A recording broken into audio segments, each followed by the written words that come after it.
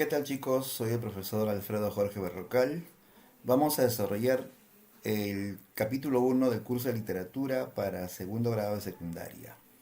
En este capítulo vamos a desarrollar el tema de clasicismo griego y su primera fase, el periodo jónico.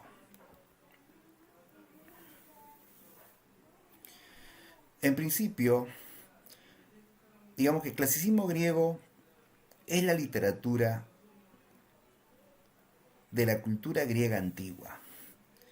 Grecia fue pues la cuna de la literatura más antigua del mundo occidental. Y no solo eso, fue la cuna de la cultura occidental.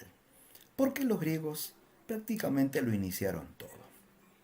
Los griegos crearon la democracia, los griegos crearon los Juegos Olímpicos, los griegos iniciaron los estudios de filosofía, de humanidades, de arte, de ciencia. Los griegos lo iniciaron todo. Lo que viene después es una suerte de derivado de lo que comenzaron los griegos. Te vamos a introducirnos al mundo de la literatura griega.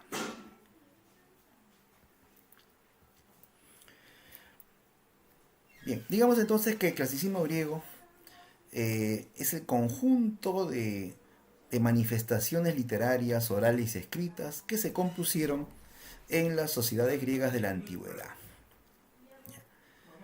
Destaquemos su trascendencia. ¿Por qué es tan importante la literatura griega? Digamos que esta literatura fue formativa y fue paradigmática. Formativa porque fue la más antigua, fue el origen de la literatura occidental. Y paradigmática porque por su belleza y perfección se convirtió en un modelo que se perennizó a través del tiempo. Por eso es que se le llama clásica. Esta literatura inspiró a procesos literarios posteriores. Inspiró a algunos autores medievales, inspiró a los autores del Renacimiento, inspiró a los autores del neoclasicismo. Han pasado ya más de 3000 años y la literatura griega sigue vigente, sigue siendo leída y nos sigue gustando. Veamos ahora las características de la literatura griega. En principio, los griegos plantearon un ideal de belleza. Para ellos lo bello no era lo exagerado, lo bello era lo equilibrado, lo simétrico. Ellos van a plantear el equilibrio entre el fondo y la forma. O sea, van a otorgar belleza tanto al contenido, al tema, como al lenguaje o a la expresión.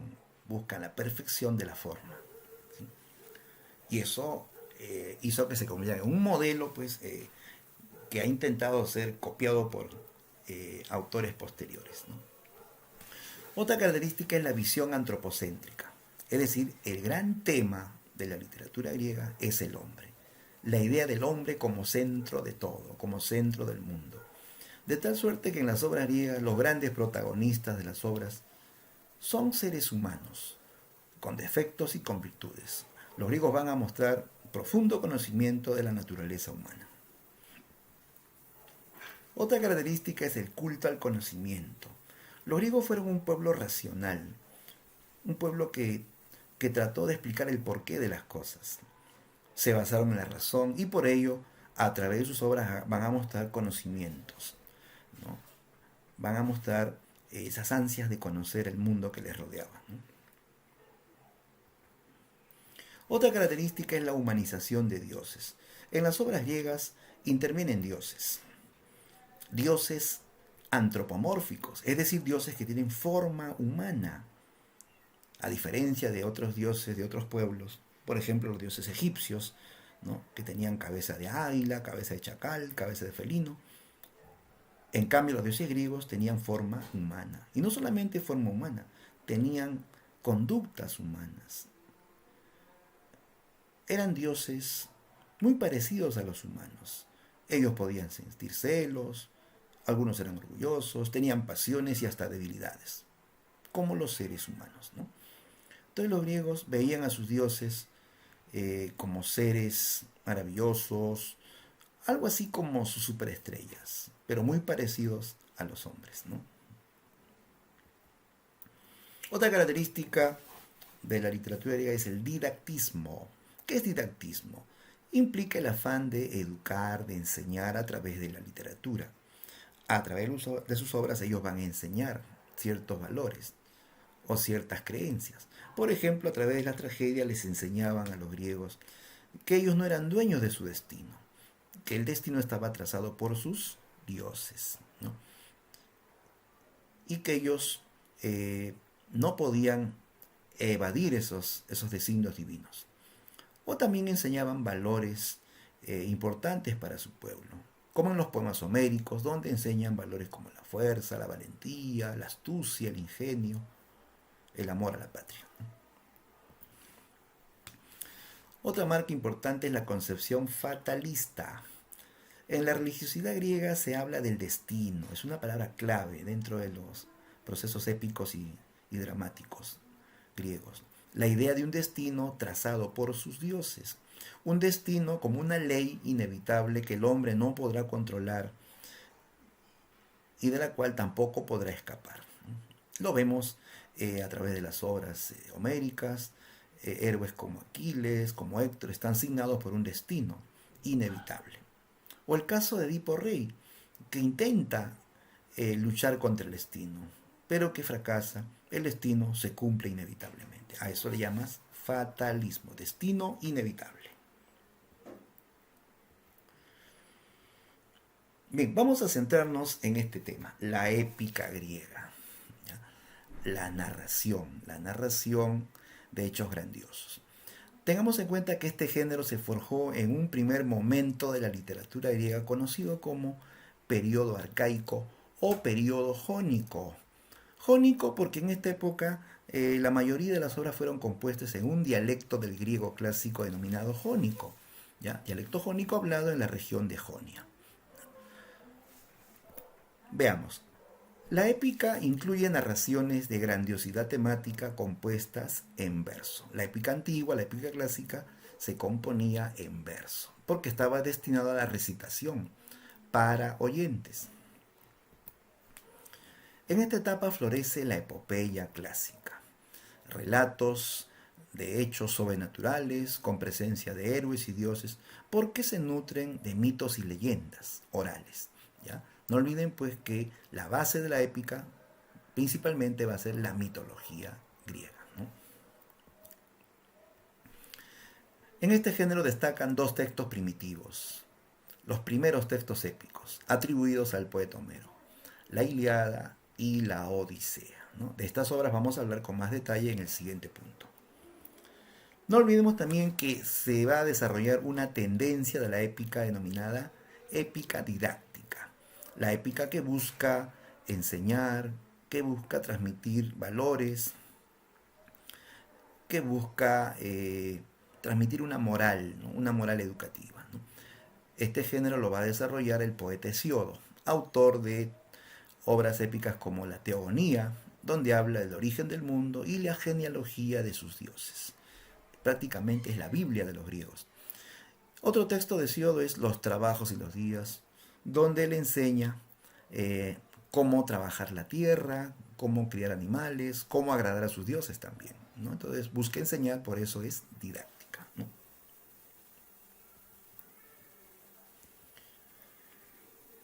Bien, vamos a hablar ahora de los poemas homéricos, Ilíada y Odisea, ¿no? Que son textos épicos primitivos, o sea, son los primeros y atribuidos al poeta Homero, ¿ya? De Homero mismo no vamos a entrar en detalles porque hablar de Homero es entrar en un tema de debate, ¿no? No se puede afirmar nada con certeza acerca del poeta Homero. Su vida es un gran misterio.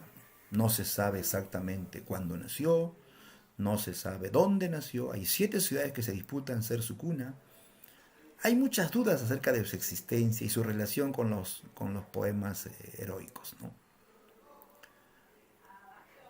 A todas estas discusiones, a este gran debate, se le ha llamado la cuestión homérica, que es un debate que ya tiene más de 2000 años, ¿no?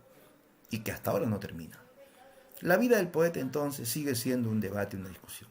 Debe quedar en segundo plano. Lo que nos interesa son sus obras, la Ilíada y la Odisea, ¿no? Que fueron compuestos entre los siglos 9 y 8 a.C., inicialmente para oyentes. Se transmitían en forma oral para oyentes. Veamos las características de la obra. La Ilíada pertenece al género épico porque es una narración. En cuanto a la especie, diremos que es una epopeya por su temática sobrenatural, por sus personajes heroicos y divinos, ¿no? Por su base mitológica. La obra se divide en 24 cantos o rapsodias. ¿Ya? Aclaremos que esta división no la hace el propio poeta Homero, sino posteriormente será dividida por sabios alejandrinos en el periodo helenístico, ¿no? La Ilíada inicialmente fue compuesta en verso hexámetro. ¿Ya? Hexámetro implica verso de 6 pies dactílicos. ¿Ya? No 6 sílabas, 6 pies dactílicos. Pero haciendo una analogía con el verso castellano, digamos que un pie dactílico equivale a 3 sílabas castellanas. Podríamos decir que un verso hexámetro equivale a un verso de 18 sílabas castellanas, ¿no? Tengamos en cuenta la presencia de una figura literaria recurrente. La figura que abunda y que embellece el lenguaje de la Ilíada es el epíteto. ¿Qué es el epíteto? El epíteto es la adjetivación, es decir, consiste en resaltar una cualidad natural o propia de los seres. Por ejemplo, los personajes homéricos de la Ilíada son nombrados a través de apelativos, especie de apodos, pero que indican su cualidad inherente. Así, Aquiles será llamado el de los pies ligeros, porque Aquiles era el más veloz de todos, tenía la velocidad de una gacela salvaje. Héctor, el príncipe de Troya, será llamado el de tremolante casco, porque cuando él lucha, su casco se agita. De ahí el de tremolante casco. Aclaremos que la Ilíada se centra solo en un año. De los 10 años que duró la guerra, el poeta elige el último año, el 10º. Y de ese 10º año solo 51 días. 51 días del 10º año de la guerra. Es un episodio breve de la guerra. Pero cabe resaltar que existe un antecedente mitológico que nos va a explicar cómo inició esta guerra. Se trata del famoso mito de la manzana de la discordia, donde nos explican la causa legendaria de esta guerra. Dice el mito que esta guerra tuvo sus orígenes en una fiesta de boda, la boda de la diosa Tetis y el noble Peleo, que luego engendrarían al héroe Aquiles. A esta gran boda invitaron a dioses y hombres, todos los dioses, menos una. No invitaron a la diosa de la discordia. ¿Quién era la diosa de la discordia? Se llamaba Eris. A Eris no le invitaron a la fiesta, porque era una diosa conflictiva, una diosa que estropeaba las fiestas, ¿no? Pero por esto Eris tomará venganza. Se vengará de todos los invitados. Arroja una manzana de oro que lleva una inscripción que dice: para la más bella del Olimpo. Al caer la manzana de oro sobre la mesa del banquete, se acercaron 3 diosas, diosas que se vanagloriaban de su belleza. Ellas eran la diosa Hera, la diosa Atenea y la diosa Afrodita. Las 3 se disputaron el título de la más bella. Riñeron entre ellas y exigieron luego que Zeus decida quién de ellas era la más bella. Zeus, el padre de los dioses, no quiso elegir a una y despreciar a las otras. Así que le tiró la pelota a los mortales. Y para elegir a la diosa más bella, nombró como juez al hombre más bello de la tierra. Como yo no estaba disponible, tuvieron que elegir a Paris, príncipe troyano dotado de gran belleza física. Entonces las 3 diosas bajaron del Olimpo a buscar a Paris para convencerlo, prácticamente para sobornarlo. La diosa Hera le ofreció de riqueza y poder. Atenea le ofreció sabiduría. Afrodita, la más sensual de todas, la más coqueta, le dijo: si me eliges a mí, yo te protegeré siempre y te entregaré el amor de la mujer más bella de la tierra, ¿no? Entonces París no lo pensó más y eligió a Afrodita, despreciando la riqueza y la sabiduría, eligió el amor de la mujer más bella, ¿no? Entonces las otras diosas ofendidas juraron vengarse. Por eso que cuando estalla la guerra de Troya, ellas apoyarán a los griegos por haber sido rechazada por un troyano. Ahora Afrodita cumplirá su promesa. Ella lleva al príncipe París al palacio del rey Menelao para entregarle el amor de la mujer más bella de la tierra. ¿Quién era la más bella de la tierra? Se llamaba Helena, Helena de Esparta o Helena de Troya, casada con el rey de Esparta, Menelao. Con la ayuda de Afrodita, París será bien recibido como un huésped ilustre. Menelao lo recibe en su palacio, le invita a un banquete y en esta celebración París conocerá a la hermosísima Helena. Comprobó la leyenda de su belleza. Realmente era la mujer más bella de la tierra. Y entonces surge la atracción prohibida entre la mujer más bella y el hombre más bello de la tierra. Luego del gran banquete, Menelao sale de palacio y encarga a Helena que atienda bien al huésped. Helena cumplió demasiado bien el encargo. En ausencia del rey, Helena se entregará en brazos del príncipe París. Surge así este encuentro prohibido que traerá terribles consecuencias. Cuando París tiene a la reina Helena, ya no la quiere entregar, más bien decide llevársela a Troya. Con la ayuda de Afrodita, la rapta, la lleva en su barco a Troya. Afrodita sopla las velas del barco y él se lleva a Helena sin importarle lo que suceda con su pueblo. Tras el rapto de Helena, Menelao jurará la venganza. Él nombra a su hermano Agamenón jefe de las tropas griegas, pues ha jurado destruir la sagrada Troya para vengar la ofensa. Se convocan a todos los caudillos, reyes de pueblos, cada uno con sus tropas, con sus caballos y sus barcos. Se juntaron cerca de 1070 barcos, con miles de hombres, que navegaron hacia Troya. Así se inició la gran guerra que duraría 10 años. Este es entonces el antecedente de la Ilíada, el mito de la manzana de la discordia, que no está incluido dentro del argumento. Es un texto anterior, pero que nos sirve de base para entender el origen legendario de la guerra de Troya. Ahora sí veamos los hechos de la Ilíada. La Ilíada comienza con el castigo del dios Apolo.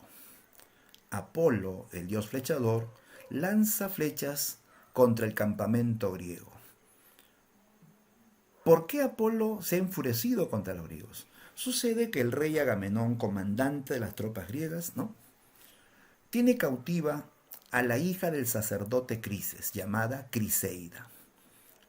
El anciano sacerdote ofreció un rescate por su hija, pero Agamenón lo humilló y lo echó de su campamento.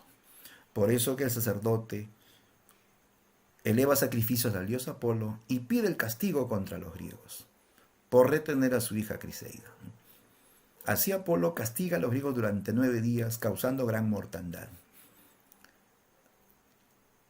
En medio de la tempestad aparece Aquiles, el héroe semidivino. Aquiles investiga la causa de la peste, consulta al adivino Calcas. ¿Qué dios es el que los está castigando? Calcas, lleno de temor, pide a Aquiles su protección para revelar los designios divinos. Así entonces él revelará que es Apolo quien castiga a los griegos porque Agamenón se ha rehusado a devolver a la cautiva Criseida. Que la peste terminará cuando Agamenón devuelva a su cautiva y ofrende 200 bueyes al dios Apolo, ¿no? En el 10º día de la peste, Aquiles reúne a todos los caudillos e informa de lo que ha revelado Calcas y exige que Agamenón devuelva a la cautiva Criseida para conjurar la peste. El soberbio Agamenón, lleno de rencor, le reprocha a Aquiles. Pero finalmente se ve obligado a devolver a su cautiva. Pero antes él dirá: devolveré a Criseida para conjurar la peste, pero para reparar mi pérdida, Aquiles me devolverá la esclava que yo le di. Esta noche tomaré a Briseida. Briseida era la esclava predilecta de Aquiles, la más bella del campamento griego, ¿no? Ante semejante amenaza, Aquiles también advierte que si lo humillan de semejante manera, despojándole de su esclava, él se irá de la guerra con todas sus tropas, que nunca más luchará en favor de los griegos. Pese a la advertencia, Agamenón envía soldados para tomar posesión de Briseida. Aquiles se ve despojado y así se desata la cólera de Aquiles. Aquiles, humillado, decide abandonar la guerra con todas sus tropas. Se va jurando que no volvería, que su venganza sería ver morir a los griegos. Aquiles se va y ahora los griegos van a combatir. Agamenón en sueños es inspirado a combatir, ¿no? Levanta sus tropas y atacan la sagrada Troya. Los troyanos salen a defender su ciudad, guiados por su héroe máximo, el príncipe Héctor, el de tremolante casco, ¿no? Se produce la gran batalla entre miles de hombres. En estas luchas también participarán los dioses. Dioses con forma humana, dioses que pueden ser heridos, que a pesar de ser inmortales pueden sentir dolor. Algunos lucharán por los griegos y otros por los troyanos. ¿Quiénes lucharon por los griegos? Por ellos combatirán la diosa Hera, la diosa Atenea, que fueron rechazadas por París, y se suma el dios de los mares, Poseidón. Por los troyanos lucharon el dios Ares, la diosa Afrodita y la diosa Artemisa. Acuérdate de la triple A: Ares, Artemisa y Afrodita. La guerra es entre hombres y dioses. Esto le otorga la grandiosidad temática, ¿no? La presencia de dioses junto a los humanos, ¿no? En medio de las luchas cae lo mejor del ejército griego, ¿no? La cólera de Aquiles trae terribles consecuencias para el pueblo aqueo. Muchos héroes han caído muertos. Principalmente cae muerto su mejor amigo, el príncipe Patroclo, el amigo de toda la vida, el amigo de la infancia. Patroclo muere intentando salvar los barcos griegos. Patroclo, que viste las armaduras de Aquiles, lucha y causa gran mortandad entre los troyanos. Apolo descubre que este no es Aquiles quien combate. Derriba su casco y guía a Héctor para enfrentar a Patroclo. En este duelo, Héctor, con la ayuda del dios Apolo, termina asesinando a Patroclo y se apodera de su armadura. Los griegos logran recuperar el cadáver de Patroclo y lo llevan para rendirle homenajes. La muerte de Patroclo marca el retorno de Aquiles. Cuando Aquiles se entera de la muerte de su íntimo amigo, él vuelve a la guerra. Pero no vuelve por los griegos. Vuelve para matar a Héctor, para vengar así la muerte de Patroclo. Aquiles, lleno de dolor, llora la muerte de Patroclo. Y en esta escena, uno de sus caballos, el divino Janto, que llora al ver llorar a su amo, recibe el don de hablar y le vaticina su futuro, que Aquiles morirá antes que acabe la guerra, que ese es su destino, ¿no? Pese a todo, Aquiles decide volver porque Aquiles busca la gloria, ¿no? Entonces ahora pedirá armas a su madre Tetis. Ella, a su vez, ruega a Hefestos que fabrique nueva armadura para su hijo. Con nuevas armas, Aquiles vuelve a la guerra, se reconcilia con Agamenón y vuelve a la lucha. se va a producir una nueva batalla. Aquiles desata su segunda cólera. Mata troyanos, provoca gran mortandad, descuartiza a sus enemigos y hace correr ríos de sangre. Pero su principal objetivo es matar a Héctor. Héctor se ha refugiado en Troya. Aquiles lo reta al duelo. Héctor ha decidido combatir con el griego. A pesar que su familia le ruega que se quede, porque todos saben que Héctor puede morir, ¿no? Todos sufren por Héctor. Esto es prácticamente un velorio estando él vivo, ¿no? Pero Héctor decide luchar, que su destino es morir por su patria, ¿no? Y así, dejando en llanto a su familia, Héctor sale a combatir. Se produce el duelo que decidirá el fin de la guerra, ¿no? En este duelo se cumple el destino de Héctor y el destino de Troya. Aquiles le atraviesa el garguero con su lanza. Héctor, agonizante, pide que devuelvan su cadáver a los troyanos para que se le hagan funerales. Pero Aquiles, rencoroso, dice que Héctor no tendrá funerales, que Patroclo sí, pero que a Héctor se lo comerán los perros y las aves.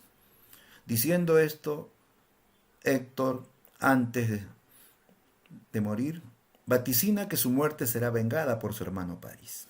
Ahora Aquiles, tras haber matado a Héctor, arrastrará su cuerpo, ata los pies de Héctor con correas de cuero a sus caballos y lo arrastra ante los muros de Troya. Todos sienten dolor e indignación por lo que hace Aquiles contra Héctor. Y contra todo código de la guerra, Aquiles se lleva el cadáver, lo arrastra a través del campo polvoriento hasta su campamento y lo va a tener 12 días cautivo. En ese tiempo, Aquiles intenta mutilar su cadáver, pero Afrodita protege el cuerpo de Héctor y no permite que se dañe. Luego de 12 días de cautiverio, se producirá el rescate. ¿Quién rescató a Héctor? Su padre, el rey Príamo, el último rey de Troya. El noble anciano, muy valeroso, en compañía de Hermes, entrará al campamento de Aquiles. Y ante el hombre que ha matado a muchos de sus hijos, él se arrodillará para rogar que le devuelvan el cadáver de su hijo Héctor. Aquiles inicialmente mantiene su rencor y se niega a devolverlo, que el asesino de Patroclo no merece funerales. Entonces el rey llora sobre los pies de Aquiles y le ruega con palabras dolientes: Aquiles, por tu padre, por tu madre, por tus pies ligeros, devuélveme al hijo amado. Recuerda que tú también tienes un padre anciano, que tu vida es corta, y cuando tú mueras tu padre sufrirá como sufro yo, porque tú eres su único hijo. Y entonces Aquiles se conmovió y se compadeció de su enemigo. Aquiles finalmente apaga su cólera y le devuelve el cadáver de Héctor a Príamo. Príamo deja tesoros como rescate y se lleva el cuerpo de Héctor a Troya. Aquiles promete parar la guerra durante 9 días, para que así le rindan funerales a Héctor. Aquí vemos cómo Aquiles finalmente decide honrar a su enemigo, ¿no? La obra va a culminar con los funerales de Héctor. 9 días de funerales en honor al máximo héroe de Troya. Al 10º día, su cuerpo será incinerado en una pira, recibiendo los honores de todos los héroes troyanos. Entonces, el tema central de esta obra es la cólera de Aquiles, ¿ya? Y las consecuencias funestas para los griegos. La obra no solamente busca deleitar con las hazañas y hechos heroicos, sino también busca enseñar ciertos valores. La Ilíada resalta valores como la valentía, la fuerza y las ansias de gloria. Valores que destacan en tiempos de guerra, ¿no? Por otro lado, la obra propone una visión de la vida. Homero nos muestra esta historia bélica para tratar de enseñar que la vida, así como la guerra de Troya, es también una lucha constante, una lucha permanente, una lucha donde el hombre debe perseverar. Y luchando, el hombre se hace digno. Y es cierto, la vida es una lucha constante. Siempre luchamos por algo. Y luchando nos hacemos dignos. Y independiente del resultado, el que lucha tiene dignidad.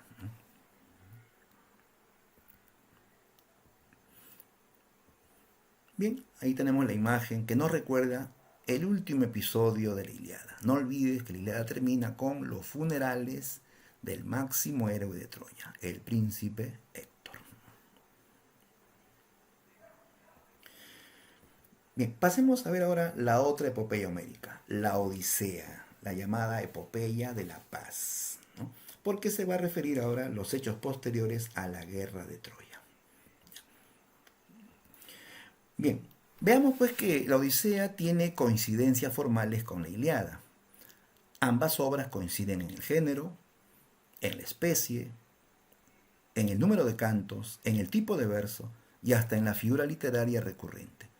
Tanto en la Ilíada como en la Odisea abundan epítetos, adjetivos, apelativos, que destacan cualidades propias de los personajes. Así Odiseo será llamado el diestro en ardides, o sea, el experto en trampas, en engaños. Atenea, la diosa, será llamada la de ojos de lechuza, que es un apelativo que la caracteriza. Bien, el protagonista de la Odisea es un héroe mortal, el rey Odiseo, rey de Ítaca, llamado también Ulises por los romanos. Odiseo, a diferencia de Aquiles, no ostenta gran fuerza. Él reemplaza la fuerza por el ingenio y la astucia. Nos enseña que para ganar no siempre se usa la fuerza, sino la inteligencia y la astucia. El tema central de la Odisea es el amor a la patria y a la familia.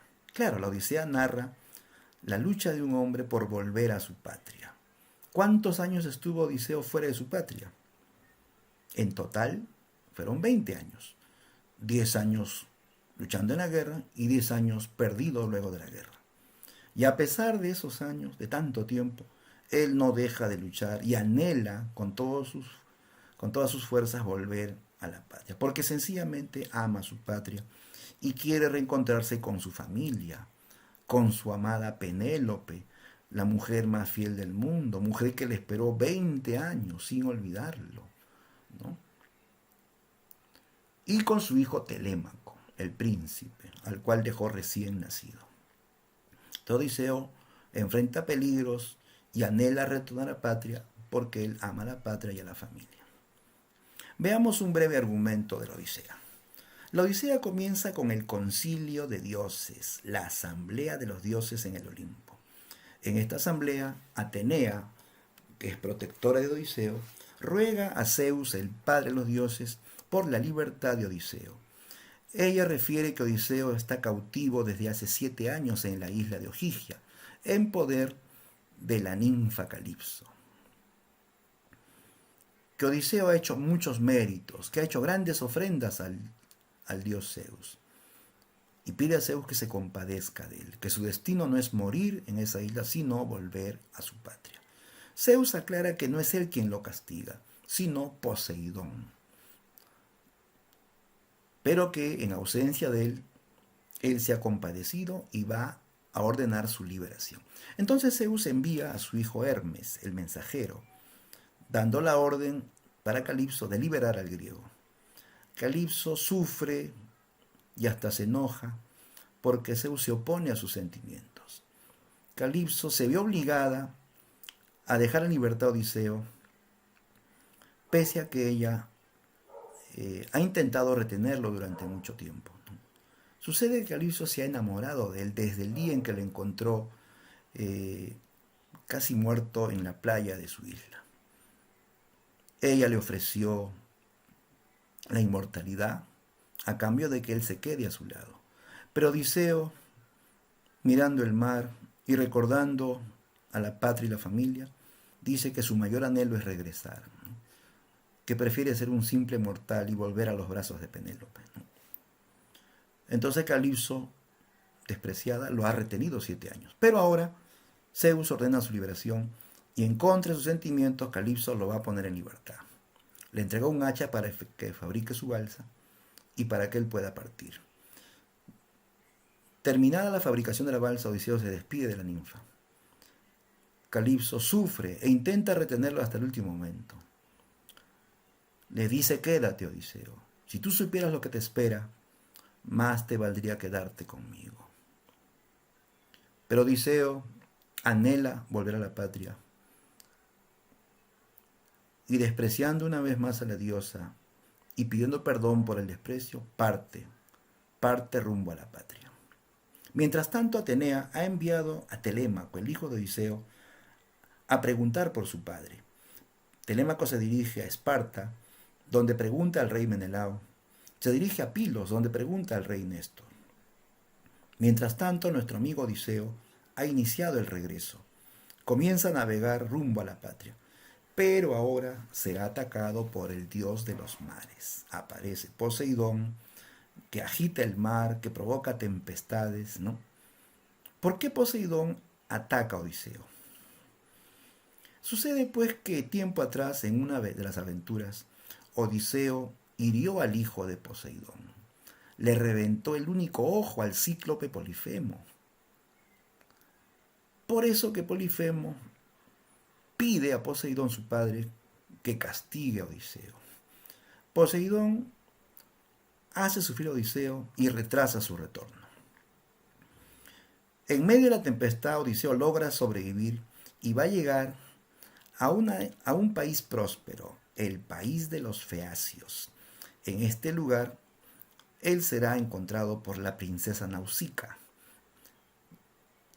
quien lo va a rescatar y lo va a llevar ante su padre, el rey Alcino o rey de los Feacios. Este rey, muy generoso, lo recibe en su palacio y lo invita a un banquete. En este banquete aparece un poeta ciego que va a narrar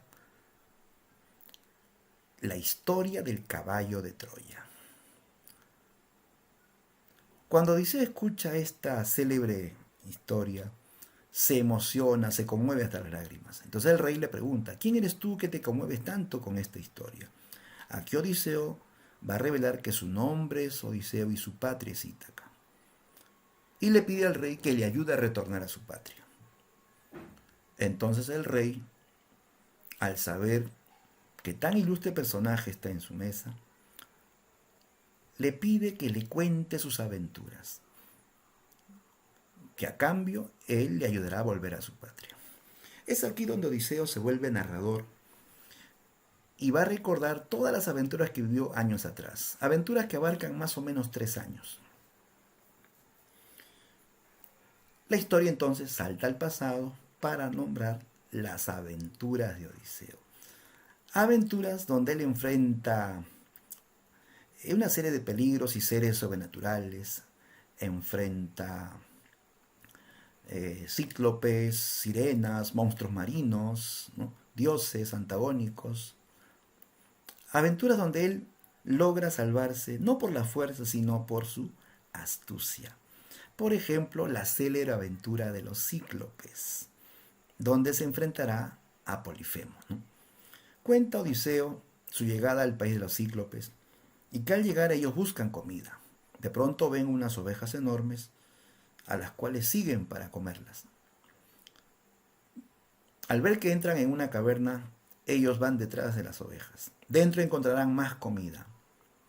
De pronto entra en la caverna el cíclope Polifemo, gigante de un solo ojo en el centro de la cara, que sella la entrada de la caverna con una inmensa roca y descubre a los griegos que le han robado su comida. Entonces comienza a perseguirlos. Polifemo es salvaje, carnívoro, toma a un griego, lo destroza y devora las partes del cuerpo.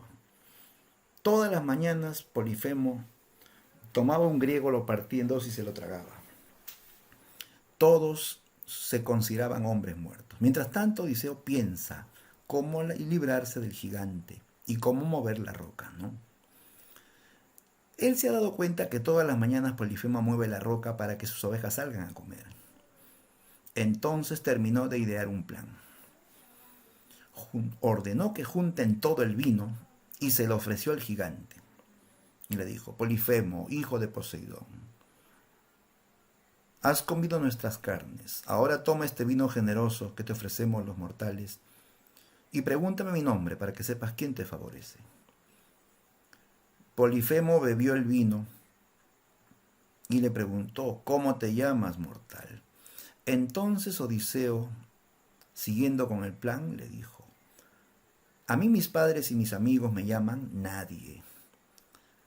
Ese es mi nombre. Y Polifemo le creyó y le llamó Nadie. Incluso le dijo: por haberme dado este vino generoso, a ti Nadie te concederé una gracia. A ti te comeré al final. Terminó de beber, se embriagó y cayó de espaldas a dormir. Entonces Odiseo ordenó que busquen ramas para herir al gigante. Seleccionaron la rama más grande, le sacaron punta, la calentaron al fuego y entre varios se la clavaron en el único ojo del gigante. Polifemo lanza terribles gritos pidiendo auxilio a sus súbditos. De pronto la caverna se vio rodeada de cíclopes. Uno de ellos desde afuera, al oír los gritos, le pregunta: Polifemo, nuestro rey, ¿quién te hiere? ¿Quién te mata? Y Polifemo dirá: oh amigos, nadie me hiere, nadie me mata, ¿no?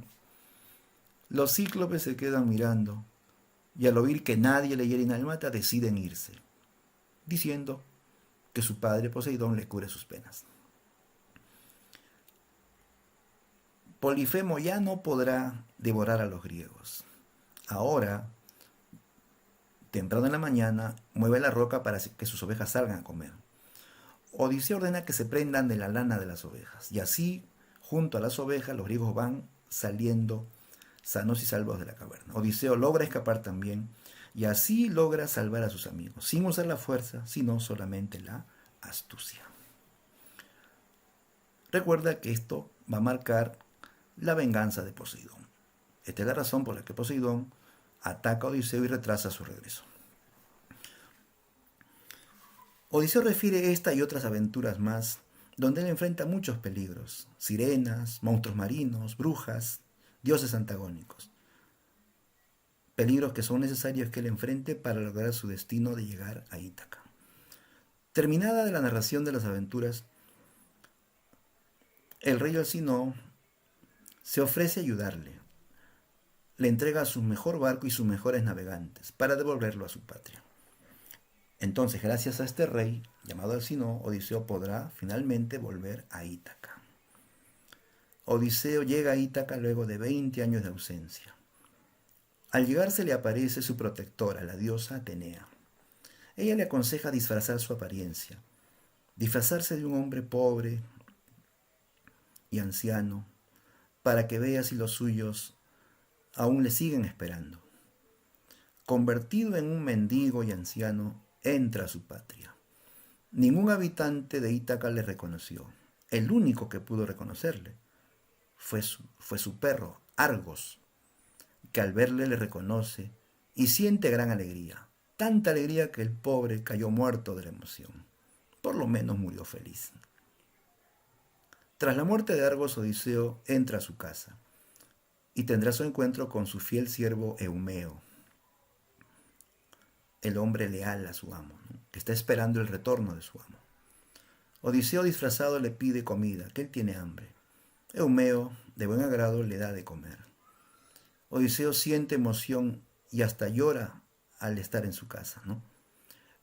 Y le revelará a su siervo su identidad, que es el rey de Ítaca quien ha vuelto.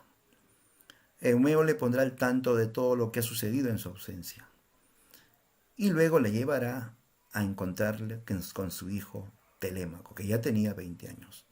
Odiseo pide a Atenea que le devuelva su apariencia real para que su hijo lo acepte. Telémaco pide venganza, que hay pretendientes que quieren usurpar el trono de su padre y que a él lo han humillado muchas veces. Odiseo dice que él ha venido a hacer justicia. Ahora se produce el encuentro con Penélope. Odiseo, disfrazado de mendigo, se hace pasar por mensajero y le dice a la reina Penélope que trae buenas noticias, que Odiseo está vivo, y tal y como han profetizado los oráculos, él volverá a la patria pronto. Penélope siente tanta alegría que ordena que atiendan bien a este mensajero. Llama a su esclava más antigua, Euriclia, y le ordena que le lave los pies a este buen anciano. Entonces Euriclia, mientras lavaba los pies, de pronto vio una cicatriz en el muslo de aquel hombre. Ella conocía esa cicatriz y lo llamó amo. Amo, por fin has vuelto, amo. Odiseo le pide que no lo delate aún. Él quiere ver lo que ha pasado en su ausencia. Odiseo comprueba que en su palacio se han instalado pretendientes. Pretendientes de Penélope que quieren usurpar el trono y apoderarse de todas sus riquezas. Comprueba también la fidelidad de Penélope, que le ha esperado en todos esos años, sin engañarlo, sin olvidarlo, evadiendo a todos estos pretendientes. Ella evade a los pretendientes con engaños. Por ejemplo, les dice que va a tejer un paño de hilo, que si hasta terminar de tejer Odiseo no ha vuelto, ella elegirá esposo. Y Penélope tejía en el día y en la noche, se acordaba de Odiseo y destejía un poco. Al día siguiente nuevamente tejía y en la noche destejía otro poco. Y así tejía y destejía y los días se prolongaban. Hasta que una esclava la delata ante los pretendientes. Los pretendientes engañados se reúnen y exigen a Penélope que decida de una vez quién será el nuevo rey. Entonces Penélope propone el certamen de arco y flecha, que será rey aquel que logre tensar el arco de Odiseo y atravesar 12 anillos de 12 hachas colocadas en fila. El que lo logre será rey y con él habrá de casarse. Todos se prepararon para la competencia. Odiseo elige ese día para su venganza. Pide a su hijo que esconda todas las armas de los pretendientes y cierre todas las puertas del palacio para que ninguno escape. El día del certamen, Penélope espera en su aposento. Los pretendientes intentan lograr la proeza. Ninguno logró siquiera tensar el arco de Odiseo. Entonces el mendigo pidió que le dejen participar. En medio de burlas, aquel mendigo logra tensar el arco y atravesar con su flecha los 12 anillos de las 12 hachas colocadas en fila. Todos se sorprenden y vuelven la mirada, ¿no? Y ven cómo aquel mendigo ha recuperado su apariencia real. Aparece Odiseo lleno de vitalidad. Retroceden para buscar sus armas y no hay ninguna arma. Buscan las puertas de salida y todas están cerradas. Entonces Odiseo llamó a su hijo Telémaco y juntos iniciaron la matanza de los pretendientes. Acabó con todos, ordenó que limpien su casa, inmediatamente fue a buscar a la reina Penélope, que esperaba en su aposento el resultado de la competencia. Había decidido esperar muerta al ganador. Prefería morir antes que entregarse a otro hombre. Fiel hasta la muerte, ¿no? Entonces Odiseo entra al aposento y la llama. Al verle, Penélope lo mira con asombro y a pesar que lo ve, ella duda. Ella incluso se muestra fría y hasta indiferente. Odiseo entonces le reprocha, Penélope, ¿por qué me recibes así? ¿Acaso el tiempo ha endurecido tu corazón? ¿Acaso ya me has olvidado? Penélope dirá, tú no eres Odiseo, estás demasiado joven para hacerlo.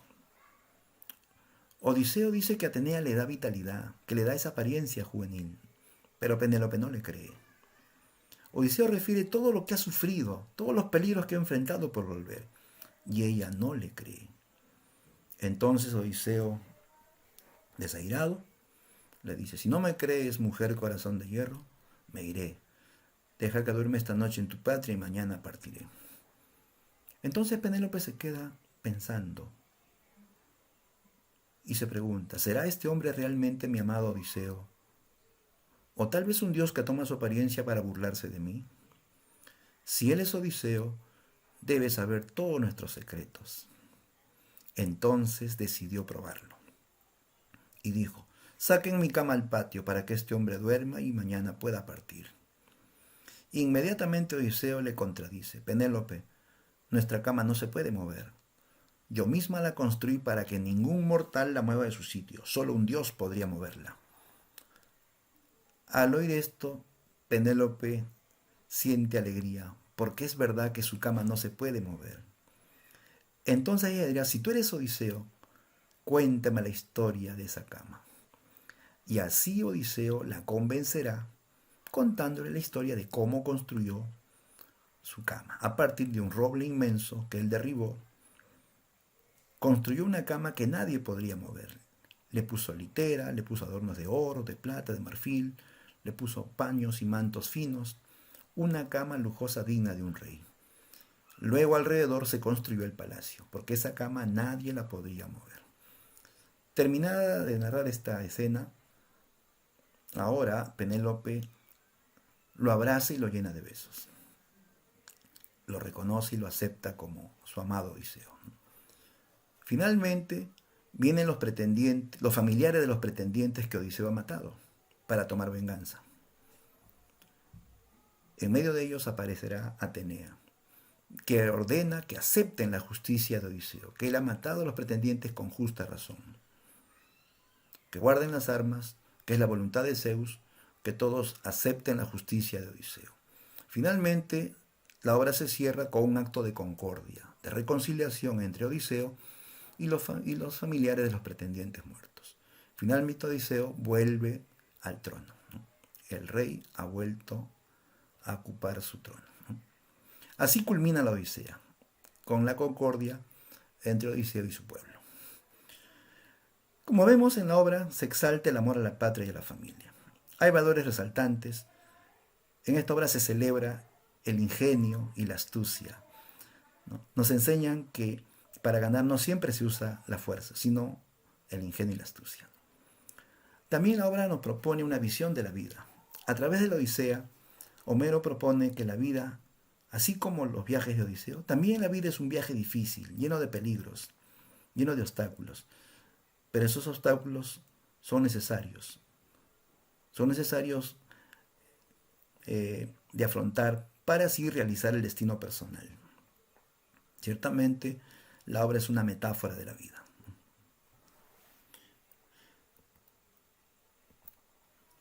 Bien, ahora nos enfrentamos a la práctica.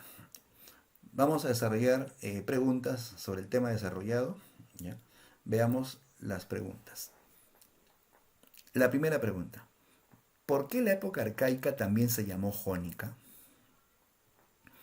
A ver, recuerda que habíamos señalado que el tema de la épica, el género épico, surgió en un primer momento de la literatura griega llamada época arcaica, también llamada época jónica, debido a que el jónico fue el dialecto que predominó para la composición de la mayoría de obras de esa época, ¿ya?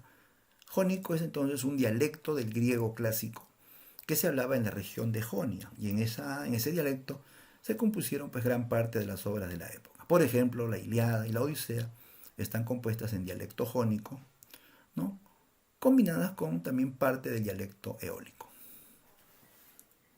Bien, pregunta 2. ¿Quién es el padre de la épica didáctica? ¿Será Homero?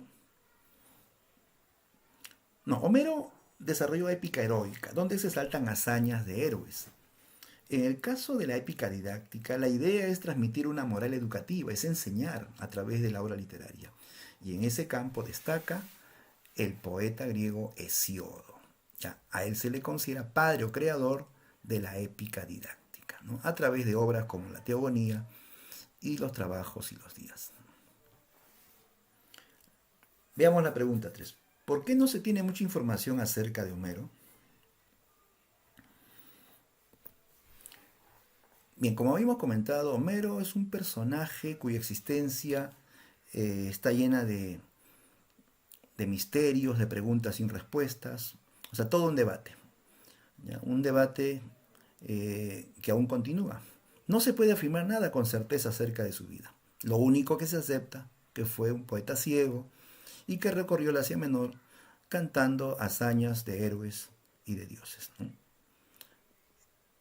Homero es un personaje que vive en una época muy remota, época en la cual no existían fuentes escritas, ¿no? Por tanto, no hay mayor información acerca de su vida. Pregunta 4. Indica 4 características del clasicismo. A ver, vamos a presentar la respuesta. Ahí está. Belleza equilibrada, ¿no? Recuerda, equilibrio entre fondo y forma. Antropocentrismo, es decir, la idea del hombre como centro de todo y como gran protagonista de las obras. Normatividad, porque los griegos plantearon reglas para la creación artística. Y fatalismo, es decir, la idea de un destino inevitable. Veamos la segunda batería de preguntas. Pregunta 5. ¿Cuáles son los valores presentados en la Ilíada y la Odisea? Bien, ya lo habíamos explicado. En la Ilíada se exalta el mérito de la fuerza y la valentía a través del héroe Aquiles. ¿No? Fuerza y valentía pues son valores exaltados en tiempos de guerra, ¿no? Como se puede ver en los hechos de la Ilíada, ¿no? Así también la Odisea va a celebrar el mérito del ingenio y la astucia a través de su protagonista Odiseo, llamado también Ulises, ¿no? ¿Sí? Odiseo no es tan fuerte como Aquiles, pero él reemplaza la fuerza por ingenio y astucia, ¿no? Pregunta 6. Describa al guerrero Aquiles, origen y características de su personalidad. Bien, Aquiles en la obra es presentado como un héroe semidivino porque nació de la unión de la diosa Tetis y el noble Peleo. Es un semidios. Según las leyendas, su cuerpo era invulnerable, excepto su talón, ¿no? Además, se le recuerda como un héroe de gran fuerza y velocidad, por ello que le llamaron el de los pies ligeros. Por otro lado, es el héroe movido por pasiones violentas y con grandes ansias de gloria. Así es, él va a la guerra no solamente por las riquezas de Troya, él va por la gloria, es decir, para ser recordado, para que todos lo lleven en su memoria. Pregunta 7. ¿Qué dioses apoyaron a los griegos en la guerra de Troya? Bien, habíamos dicho que en esta obra participan dioses antropomórficos, ¿no? En la Ilíada nos muestran cómo hay dioses que van a luchar en favor de los griegos. Entre ellos están la diosa Hera, la diosa Atenea y el dios de los mares Poseidón. Finalmente la pregunta 8. ¿Cuál es el final de la epopeya Ilíada? Recuerda que hasta pusimos una imagen, ¿no? La Ilíada culmina con los funerales de Héctor, el príncipe de Troya, el máximo héroe troyano. Héctor representa el destino de Troya. Su muerte sobreentiende la caída de Troya. Por eso es que no es necesario que en la obra se refiera el final de la guerra, se sobreentiende con la muerte de Héctor, ¿no? Entonces la obra se cierra con estos funerales, homenajes que duraron 9 días, de tal modo que en la aurora del 10.º día el cadáver del héroe será incinerado en una gran pira, en medio de los homenajes de todos sus compatriotas. Bien amigos, esto sería todo por hoy y ahora los invito a resolver las preguntas de la tarea domiciliaria, ¿ya? Les recomiendo que se apoyen del libro también para poder completar las preguntas de la tarea. Bien, eso es todo por hoy y será hasta otra oportunidad.